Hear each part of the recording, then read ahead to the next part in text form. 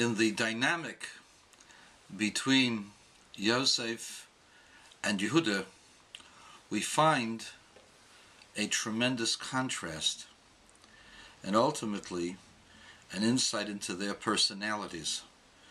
And from that point on, why certain personalities have certain roles and how certain things evolve. Let me explain. Yehuda gave his sons in marriage to a certain woman, Tamar, and when he refused to give Tamar to the third son after the first two sons died in marriage, Tamar conspired to have children with Yehuda and beguiled Yehuda into a relationship with her, hiding her identity. Yehuda would never have accepted the relationship. However, Tamar was righteous and was correct in her guile.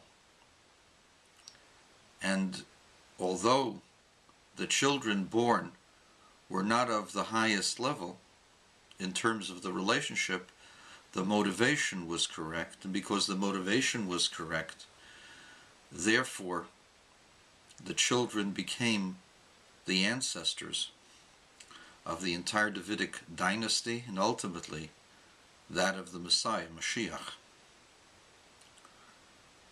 We find the same thing with Ruth, the mother of royalty, who's the product of the children of Moab. Moab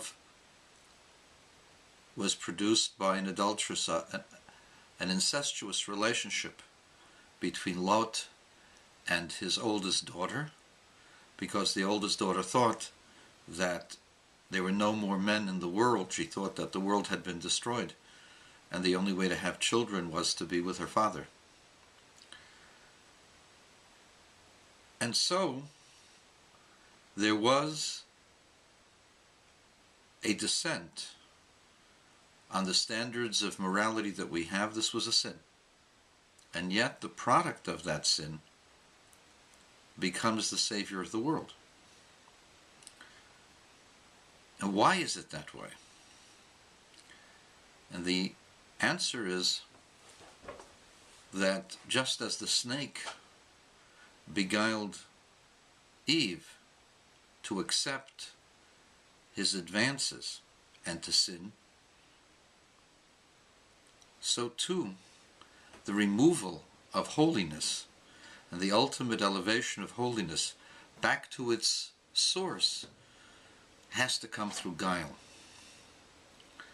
This is the same idea as to why God has people succumb to their passions and have to do tshuva.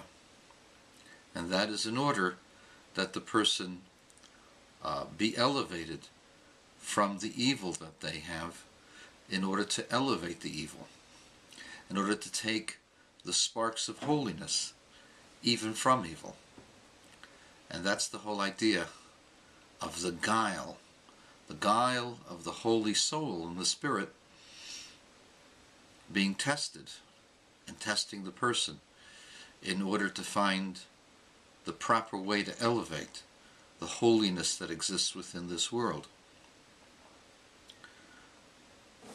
And so what you have is, you have Yehuda consorting with a woman, a harlot.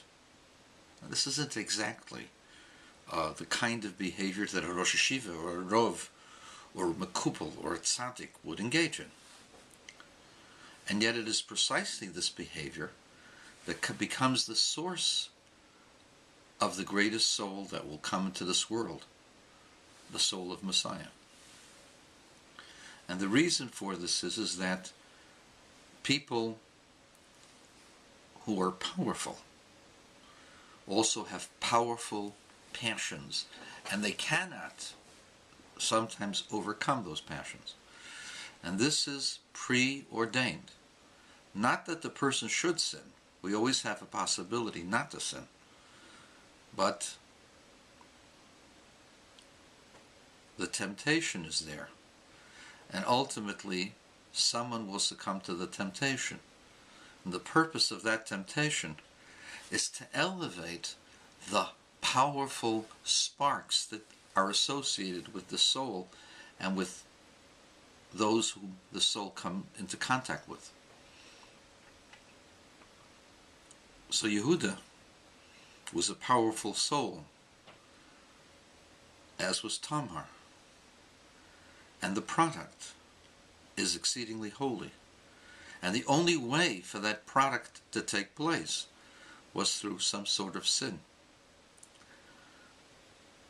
And what exactly was his thought, what was his justification, is irrelevant. The purpose of all of that, the purpose of sin, is tshuva, is return, is to come back to God.